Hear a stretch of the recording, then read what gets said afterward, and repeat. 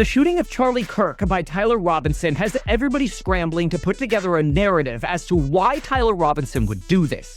In this video, I'm going to break down some of the latest facts in this case and why Tyler Robinson might have gone after Charlie Kirk, not just specifically for what he said, but what's inside of Tyler's background that could have left him prone to being ignited, if you will. We're going to break down some medical research here, as well as look into Tyler's background. So let's keep it straight, let's keep it fast, and let's get to the facts right away, because that's what I like to do here, is provide facts and then give you unbiased opinion. That is, I don't really care if you're on the left or on the right. I look at this as providing perspective as an American, and honestly, I think the vast majority of you feel the same way. So I'm just going to provide information, and then you can choose what to believe from it. So let's get started. The first thing that we have to understand about Tyler Robinson is that there are a lot of rumors and potentially even facts circulating about potentially Charlie Kirk's alleged assassin living with a transgender partner who is now cooperating with the FBI. Mind you, this is being reposted literally by Kash Patel, who is the director of the FBI.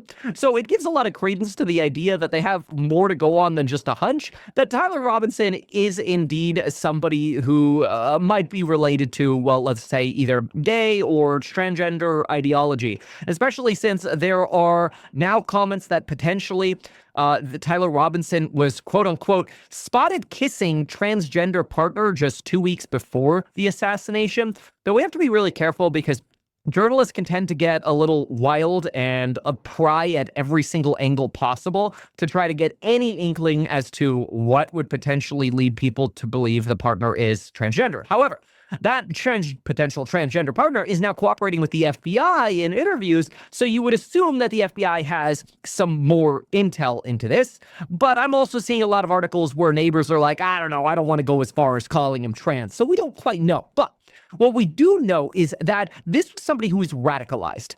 Currently, there is an FBI special agent named James Gaglian. He calls what we're seeing now, quote unquote, assassination culture, one that is fueled by grievance, the feeling of superiority, some form of moral absolutism, basically a license to kill. And it doesn't take much for them to get radicalized. And this is why right now there's a lot of conversation about, could somebody who is potentially transgender be more prone to radicalization? This now also then, of course, has people on the flip side saying, oh, come on, like there are shootings all of the time and only 0.11% of all shootings are committed by transgender individuals. But we also have to understand that the time frame in which we look at shootings is going to make up what the statistics show. See, if we go back and look at shootings over the last 200 years, we have to realize that maybe only the last 10 years are people willingly and openly willing to talk about transgenderism, okay? Maybe call it the last 20 years, which means really you can't look at the last 200 years of transgender data, because most people aren't going to identify as trans who actually are trans. And this is not a slight against trans individuals. This is simply to understand statistical analysis. There's a lot that goes into this. We got to recognize that most people who were trans weren't actually willing to admit that they were trans, and they were more and more closet trans, which is the same thing that we've had for generations with gay. Now, something that we want to look at specifically when it comes to transgenderism is, of course, mental illness. And this is where things start getting really interesting, because when people feel like they are trapped in a different body, we don't really know yet what came first, the chicken or the egg. It's possible that people who feel like they're trapped in the wrong gender are just mentally ill to start with. Or it's possible that people who are having these feelings of being trapped in the wrong gender end up going to doctors who say, well, the only way we can get you out of this gender is if you have a mental illness, and therefore these individuals are overdiagnosed. That's worth going into what I'm about to tell you with, because again, my goal is to make your brain go, oh, okay. I mean, like, okay, I could see 6 of one, half dozen of the other, right? But now here comes some of the data sets, okay? And this is where things get a little less opinion. Listen to this. We performed a cross-sectional analysis. This is these are published studies. All of the things we're about to go through, published studies, and this is on transgenderism. We performed a cross-sectional analysis of a prevalence, I believe this was a Yale study, of psychiatric diagnoses amongst transgender patients in clinical care using all-payer electronic health records database, blah, blah, blah, blah, of 10,270 transgender patients identified. Going through these records, they found that 58% of the transgender patients they identified had at least one psychiatric diagnosis, which means like 1 in 2 people, every other person who is trans has a mental health illness. So it's actually more than that because it's 58%.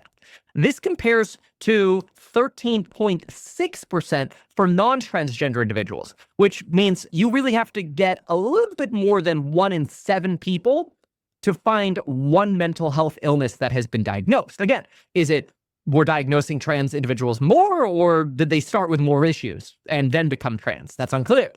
Transgender patients had a statistically significant increase, the whole that scientific wording, in the prevalence for psychiatric diagnoses queried, with major depressive disorder and generalized anxiety disorder being the most common diagnoses. That means 31% were major depressive disorder victims, or sufferers would probably be the better word.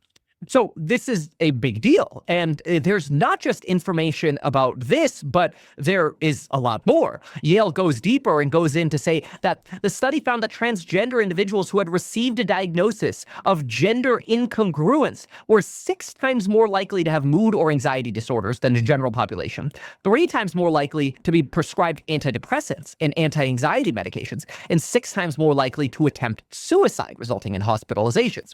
Now, the problem is that's only 6 times more likely to attempt, but also now add in attempt and succeed in suicide, which is bad.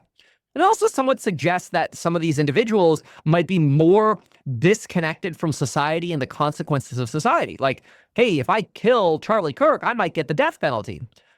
Don't care. Don't care about death. Suicidal anyway. Possibly, right? Now, what else we've got to look at is Stanford suggests that people should be started on transitioning drugs earlier in adolescence to help minimize some of those mental health issues. But then this raises the eyebrows of, wait a minute, are you potentially pushing people into this part of society that is just going to lead to a lifetime of mental health illnesses? So this is a counter that a lot of people have to this Stanford suggestion. For example, I want you to consider not only what some of the other studies say that are out there, but also what some of the drugs do when we talk about depression. So the University of Ottawa, they found that not only could they reiterate a higher prevalence of mental health and suicidal behavior in trans individuals, but they argued that there's something known as the minority stress theory. And this is that the experiences or people who experience or go through prejudices, negative social experiences in general, can have, quote, substantial impacts on both their physical and mental health.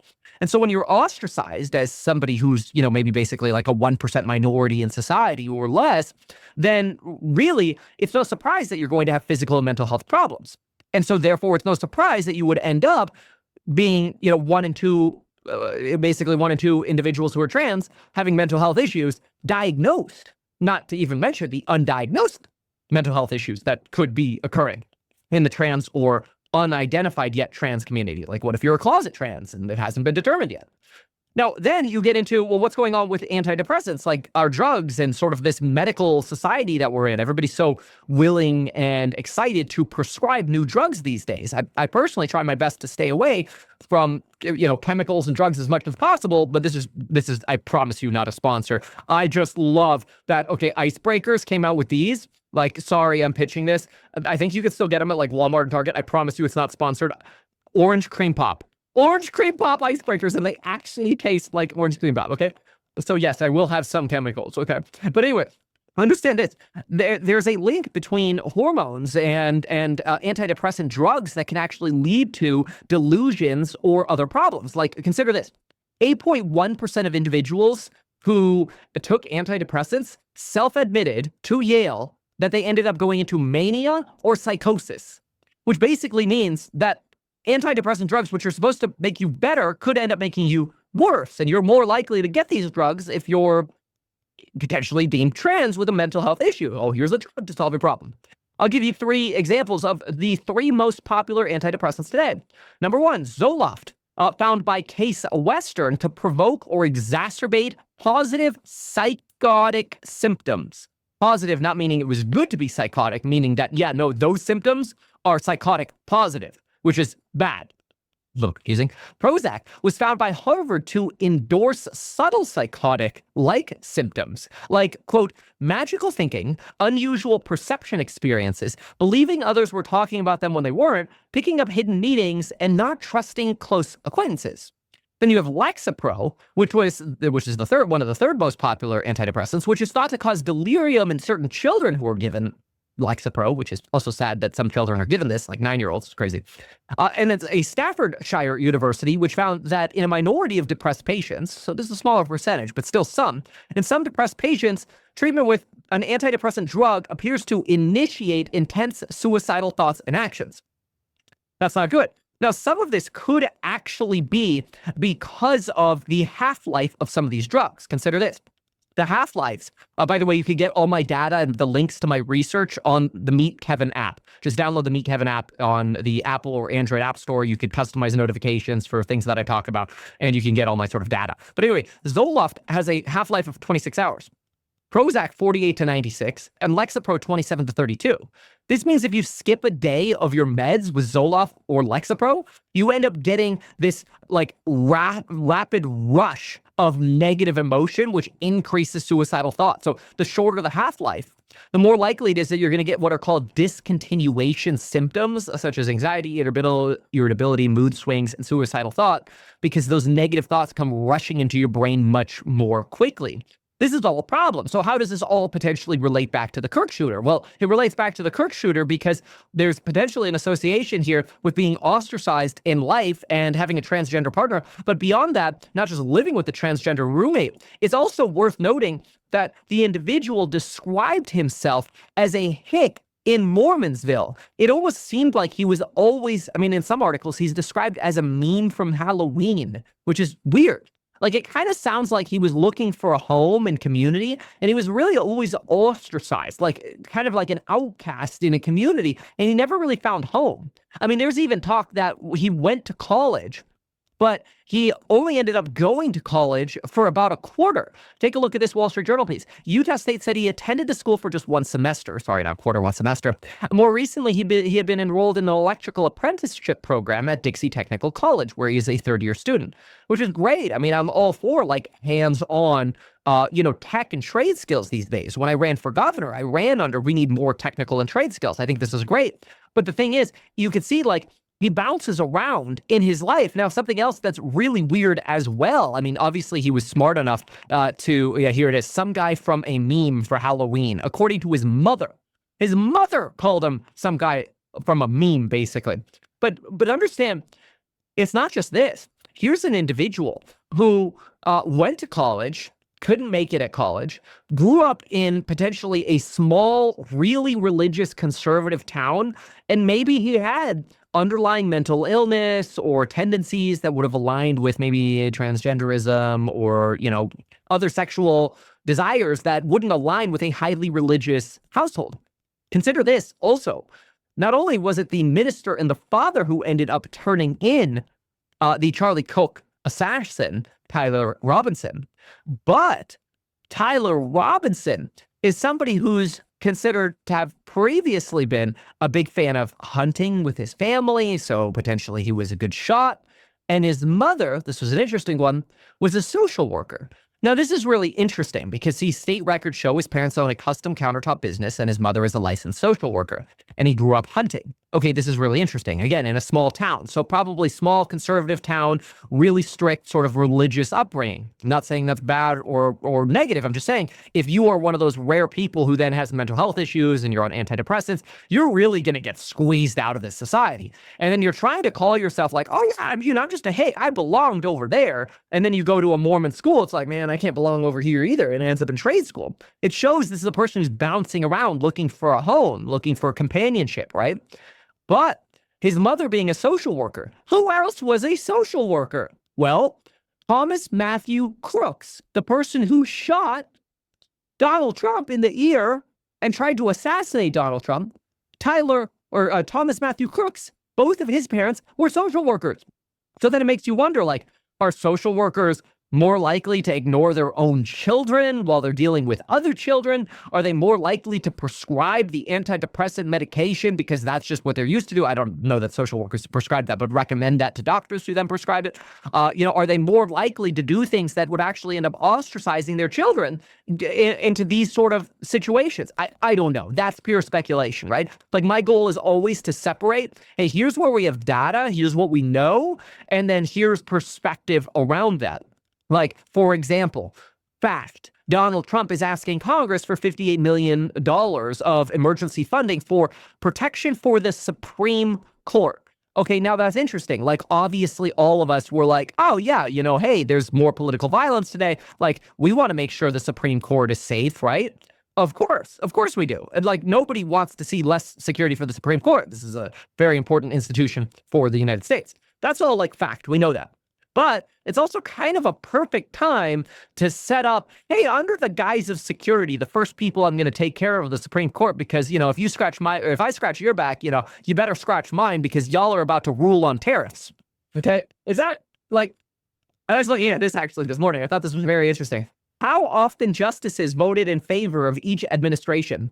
Alito, 95% for Trump. Gorsuch, 95% for Trump. Kavanaugh, 89% for Trump. You see where I'm going with this here? So even the Supreme Court is potentially politically biased. These numbers here are facts. Now, of course, we don't know, like, things that don't come out in public rulings, like emergency hearings and some things that are just done behind closed doors of the Supreme Court. We don't know if there are like hidden dissent votes or, what other things there could be. But what we know on actual rulings, we can look at the facts and go, wow, Jackson never votes for Trump or in favor of Trump. Sotomayor only votes in favor of Trump 11% of the time, and Kagan votes 26% in favor of Trump. Roberts at 74%. Now, in terms of when you flip the script and you look at in favor of Biden, Jackson, who voted 0% for Trump, voted 77% of the time for Biden. Sotomayor, 88% of the time for Biden. 82% of the time for Kagan. Roberts was in the middle here, 53, along with Barrett, 53 for Biden. And then you look at Alito, Gorsuch, Kavanaugh, Thomas, who were all really, really, really low, really, really high, I should say, for Trump. They were in that order, 95, 95, 89, 89. For Biden, 18, 29, 41, 18%. So don't kid yourself. The Supreme Court is politically biased as well. We know this factually. This is why it's always a desire to elect a president of your party, because you know that they're going to end up at some point appointing Supreme Court justices, and you see them as sort of a tool for doing what your party wants. Okay, we know this. This is old news. But like, again, this is where I give facts and data and then try to provide perspective around that. Now, political violence is ramping up. We know this. But it's not just political violence against one side. Trump will have you believe it's just radical leftists who are only attacking right-wingers. But this is happening on both sides, and it's really important to consider that. Like, let's consider political violence for a moment. So the Kirk assassination was against a Republican. The Trump assassination was against a Republican. J6, that was against Democratic establishment. Gabby Giffords, Democratic shooting. That was 2011. More recently, Steve Scalise. That was against a Republican. The attack on the Pelosi house is an attack against a Democrat. The shootings of Democrat Hortman, her husband, and her fatally shot, it's an attack against Democrats. John Hoffman in that same shooting, different Democratic, congressional representative, shot, survived. An attack against a Democrat, right? At the same time, political violence is up. Like, we look at data and we can see that threats against congressmen and women are up to 9,474 in 2024, up from 3,939 in 2017. That is quite a lot more. I mean, 9,474 divided by 3,939 equals 2.4x of a rise in threats against congressmen and women. Now, of course, some people argue that, politicians are ramping up the sort of like temperature in terms of attacking the other side verbally, leading to potentially more aggression here. I actually think one of the big problems could be artificial intelligence and algorithms, like whether it's YouTube or Twitch or Twitter or whatever. These are platforms that tend to promote sort of extreme opinion. When you have extreme opinion, you get really staunch supporters and really staunch haters. And that's how you get dialogue. That's seen as interaction by the algorithms, and they promote the extreme. People like me tend to get less engagement online because what we say is sort of like you listen to it and you're like, yeah, I mean, that all makes sense. You know, yeah, that's reasonable. And they're going to be Democrats are like, that's reasonable. And they're going to be Republicans like, that's reasonable. They're even going to be transgender people like, yeah, that's reasonable. You know, like, that doesn't get you yelling at Meet Kevin on TikTok, right? So, like, unfortunately, like, that's the downside of providing neutral information, but it's actually, I think, in the long term, what is best for society. That's why I do it. You know, that's why I don't go down the rabbit hole of one side, because I just have my own mental justification that what is best for the world is just somebody who's able to look at both sides. In fact, what we find statistically is that when people are very ingrained in one side, they actually tend to misinterpret people from the other side. So people who are like super left often misinterpret that people on the right are kind of not that different from them. And then vice versa. Like people on the right are like, oh, it's a Democrat. You know, like they often tend to misinterpret that, you know, the other person's not that different. And it gets worse the more extreme you are to the left or right, the less interested you are in even considering the perspectives of the other side. So this is all really important because it sort of helps us understand why political violence is skyrocketing. Now, don't get me wrong, political violence has always occurred. I mean, you could go to the late 1890s and look through literally from the late 1890s all the way through the mid 1900s, and Black Americans got slaughtered publicly, like lynched during the Jim Crow era, and this was deemed normal. Okay, that's crazy, and that was deemed normal. Okay, then you got MLK Jr. shot. George Wallace shot, survived. MLK died. RFK was shot, not RFK Jr. JFK was shot, right? So, like, these are things that have happened historically. Like, we have political violence, whether you're an activist or a president. 1/3 of presidents in the 20th century have experienced assassination attempts, and 2 of them were killed. Think about that. In 100 years, 33% of our presidents experienced assassination attempts, and 2 of them were killed. Then, on the flip side, you have people like Luigi Maggioni, who he's basically considered like a folk hero now for attacking and killing the father of you know, I think 3 children because he was the CEO of United Health, which, you know, I'm not here to show for the insurance companies. I'm just saying, like, it shows you that to some extent, society's kind of like, in some cases, hell yeah, which is just this weird duality because right now people are like, hell no. In fact, it's so crazy that in San Francisco, there's literally a musical that is booked out called Luigi the Musical, a tale of love, murder, and hash browns, San Francisco Bay Area. You can't make this stuff up. So yeah, like these are real issues in our society.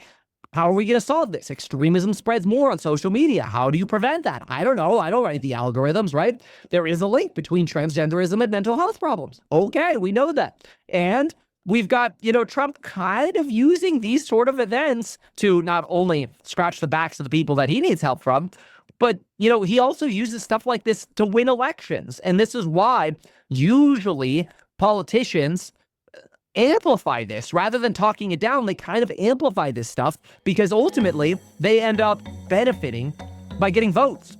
By the way, here's a picture, allegedly, of the transgender roommate. It's shared by Benny, so, you know, I'm going to take it just a little bit with a grain of salt, just because, you know, I'd like to try to be here in the middle as much as possible. And look, there's no shortage of stuff on the internet here about this individual, but let's just try to keep it as straight as possible. And hopefully this was insightful to you. If it was, consider subscribing. Thank you so much for being here, and we'll see you in the next one. Why not advertise these things that you told us here? I feel like nobody else knows about this. We'll try a little advertising and see how it goes. Congratulations, man. You have done so much. People love you. People look up to you. Kevin Paffrath there, financial analyst and YouTuber. Meet Kevin. Always great to get your take.